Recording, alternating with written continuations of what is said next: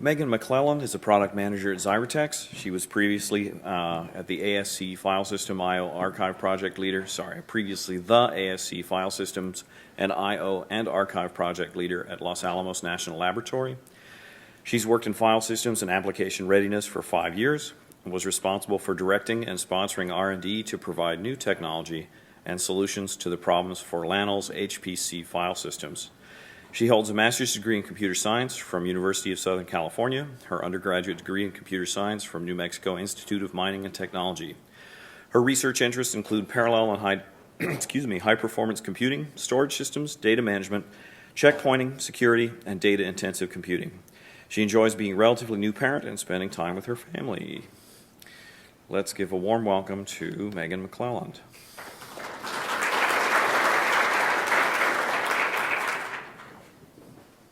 Thank you very much. For those of you who didn't make it back quite quickly enough from lunch, I am obviously not Dr. Peter Brahm. He is in Holland with his father, who is extremely ill. So I am here giving his talk. Peter apologizes for not being here, but our thoughts are with him. Today I'm talking about EIOW. We are changing the name to Exascale 10. EIOW is kind of a mouthful. You can't say it without spelling it. So we like the new Exascale 10 name. I'll try not to go back and forth too much. I'm going to try to call it Exascale 10, but we all are changing to the new name. Large-scale data management is fundamentally broken. It works somewhat. It functions as an awkward patchwork. We're, as a group, discussing the current practices, the future needs, what's wrong with the current approaches, and what framework can be built to handle this. The Exascale 10 work group has worked with application developers and storage experts and made exciting progress.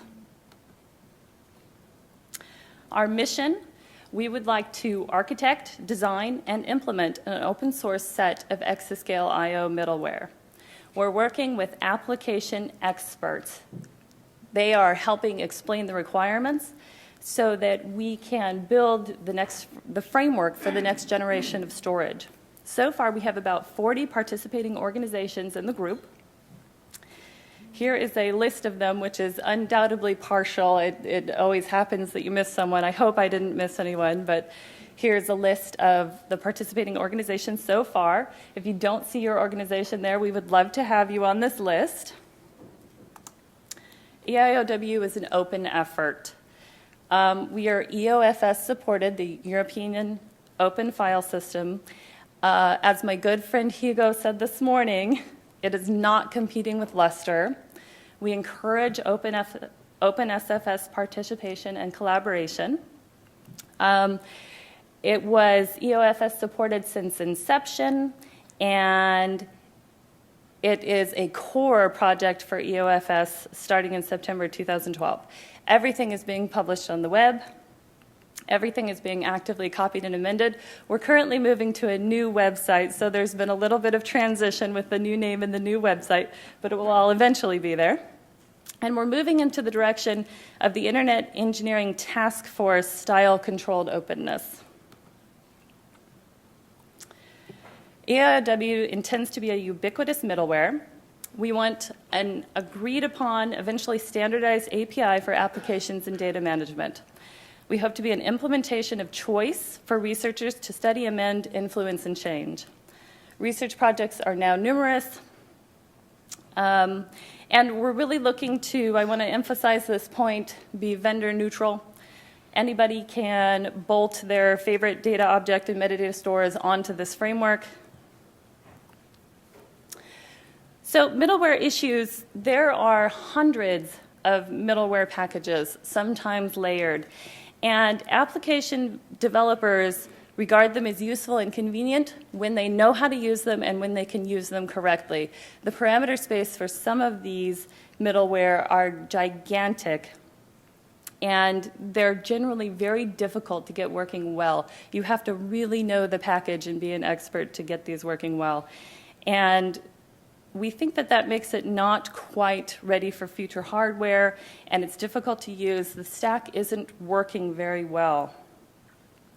Many of these packages have different strengths and weaknesses. There's no stack, and they're nearly impossible to debug.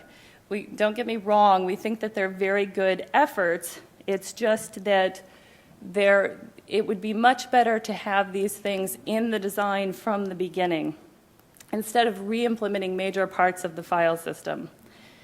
Neither file systems nor middleware are ready for new hardware, particularly memory class storage.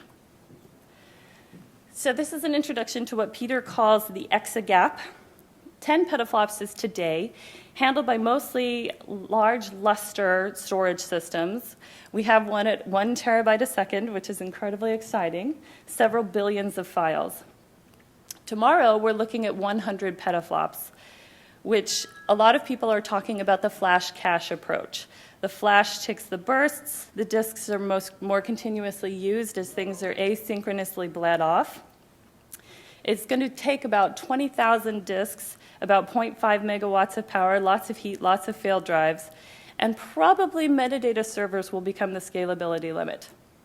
At 1 exaflop, the paradigm breaks. 100,000 disk drives are going to be required, and it's not acceptable. It's going to take too much power. Data is not going to be able to get there quickly enough. And so we're looking for data management that can help with this gap. And just because I haven't had a picture yet, and I come from the national labs, here's a picture of big data in the military. These guys are looking at an exabyte a day in some of their projects for 2015 and beyond. We need to be ready for this. So for future needs, we have file system clients that will have about 10,000 cores each. Architectures will be heterogeneous. Flash and PCM storage leads to tiered storage. And if anti-revolution, disks will only be a little bit faster than they are today. We can't just throw more disk at this problem. So we're looking at tiered storage, in part memory class storage, data management to move less data to the drives, and we want to scale performance 100x more than today. Peter often compares this to pre-SQL. I wasn't alive, but databases were in this situation. And what he's looking at is some sort of framework to handle things just like databases solved this problem in the 70s. We want to make a manageable API for unstructured data. EIOW, Exascale 10, is an emerging framework. We want to provide rich I/O and management interfaces, a platform to build layered I/O applications efficiently and correctly. HDF5 metadata without laying it on top of other file systems would be a good example of what we're trying to do here. We would really like to see logging and analytics through the stack. It's very hard to figure out what's happening on your file systems now. Talk to people who've tried to trace their applications and figure out where things are going wrong or where things are performing slowly. It's very hard to do. We would like this to be part of the framework and to be integral in the system. Transactions and data integrity through the stack will be important. And we would like to see a not 1980s approach to availability. It's got to be built in. What we've seen is that most requirements can be addressed as add-ins, adding plugins to a base system. Here's a component decomposition diagram from some of the discussions. On the very right is our simulation and modeling component. This is going to be a critical part of our solution. We think that you can simulate and model what you should be getting and compare that to what you actually are getting for performance, and that it's going to be very helpful and should be part of the system. In the middle, you have your RAS component. Again, very important. Things fail. We're planning on them failing. And I'll talk a little bit more about that on the next slide. On the left is the all-important interfaces component. This is where we have our schema and distributed containers and our interface collections. Each one of these components have work groups within the Exascale 10 working group. We all have phone calls for each component and for the entire group. If there's one in particular that you want to participate in, you can focus on that work group. Non-blocking availability. Failures will be very, very common in these large systems. And what we've decided from our requirements meetings when we were talking about gathering requirements and what's wrong One of the things that really isn't working is waiting for resources to die off completely, waiting for the resource to recover, or waiting for the resource to tell you that it's dead just isn't working. So what we'd like to see instead is a focus on availability. If there's no reply, change the resource. We want to just route around it and move on.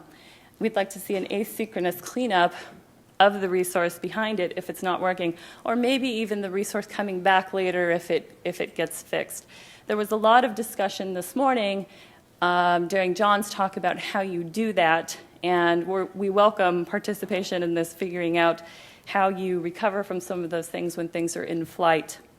But that's the general idea. High availability. Peter talks about an immortal core. So what his vision includes is no single thing in charge. He wants an immortal core that is much more like Google's Chubby, is actually what it's based off of. And so there's no one thing in charge, it's a group of things, and anything can take over for anything else. And so nothing can fail and bring down the entire file system. We've had a number of workshops. We had 3 for requirements gathering. The first one was in Munich, the second in Portland, and the third in Tokyo. We're trying to have workshops all over the place to increase participation. So we try to have them in different areas. The 4th workshop was in Barcelona. It concentrated on the architectural design and funding. Alternative approaches were discussed in the 5th workshop in Salt Lake City.